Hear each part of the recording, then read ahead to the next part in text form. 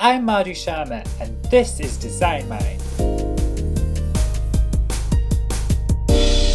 Every episode we teach your mind about design by analysing a website. In this episode of Design Mind, we are looking at Apple.com. Apple has long been a trendsetter in the web design world, and their website recently had a little bit of a refresh. We will be looking at three key features of the site. In this episode, we will be looking at its well-designed site structure, its ability to communicate clearly and create a fluid browsing experience.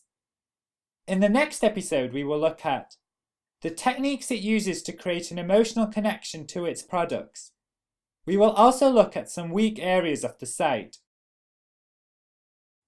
Let's start by looking at the organization of pages.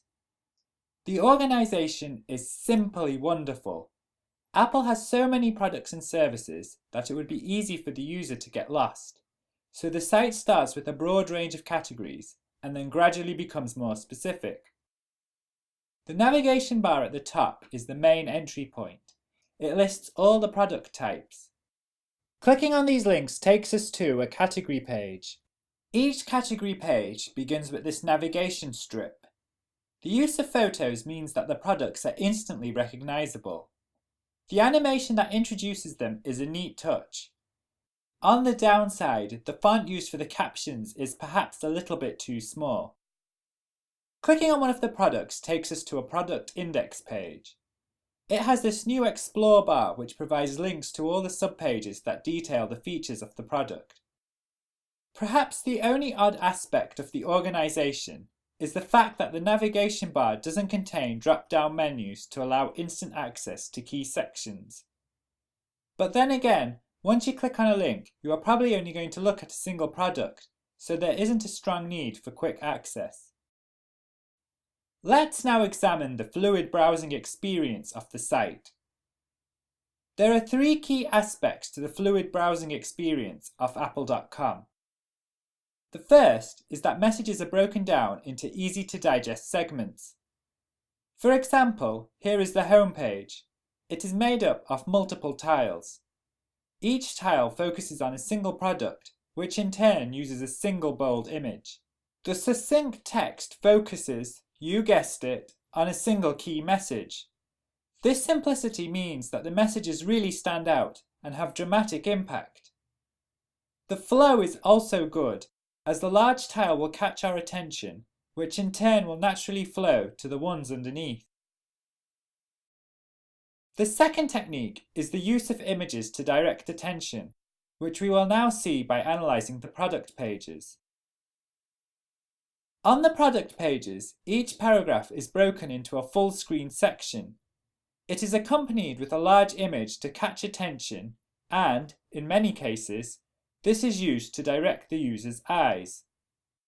For example, on this sports watch page, the black watch face catches our attention, which will then naturally flow over to the text area. After we have read the text, our eyes follow the curve of the band, which gracefully takes us to the next section.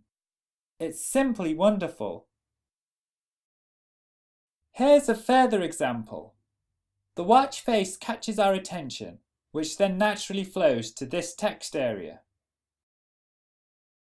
Grids are the final technique Apple uses to control attention. As we saw on the product pages, most of the text is displayed in chunks. There are occasions where Apple needs more detail than this allows, so to do this, it uses a grid.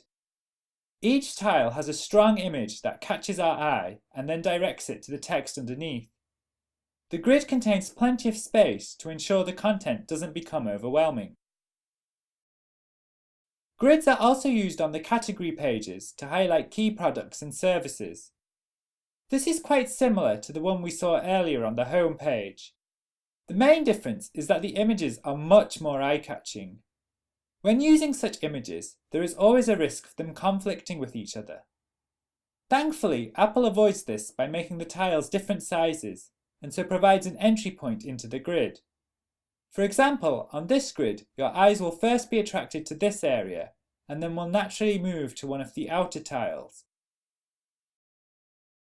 These three techniques means that browsing the Apple pages is not only effortless but also captivating. It creates a positive feeling which the user will subconsciously transfer to the brand. This concludes the first part of our analysis. Come back for the next episode where we will look at how Apple creates an emotional connection to its products. That's it for this episode of Design Mind. A new episode is released every Monday and Thursday. Find us on the web at www.designmind.info. Our YouTube channel is youtube.com/designmindinfo. You can also find us on iTunes. We'd love it if you could leave us a review at any of these places. Until next time, happy designing!